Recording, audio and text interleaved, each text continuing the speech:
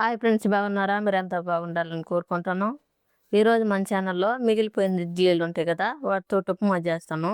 ఉప్మా ఎలా చేయాలో చూపిస్తాను. ఈ వీడియో చివరి వరకు చూడండి, మధ్యలో ఆపకండి. ఈ ఉప్మా కోసం ముందుగా బాండి పెట్టుకోవాలి.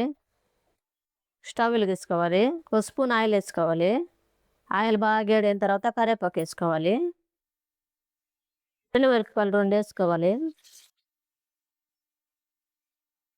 తాలింపు గింజలు 1 స్పూన్ వేసుకోవాలి. ఇడ్లీలు ఉన్నాయి కదా, అవి మెత్తగా పొడిలాగా చేసుకోవాలి. ఈ విధంగా పొడిలాగా చేసుకోవాలి. తాలింపులో చిటికెడు పసుపు వేసుకున్నాము వేగేటప్పుడే. ఇప్పుడు ముందుగా ఇడ్లీలు నలుపుకున్నాం కదా, అవి వేసుకొని కలుపుకోవాలి. ఇప్పుడు మొత్తం కలిపేసుకోవాలి.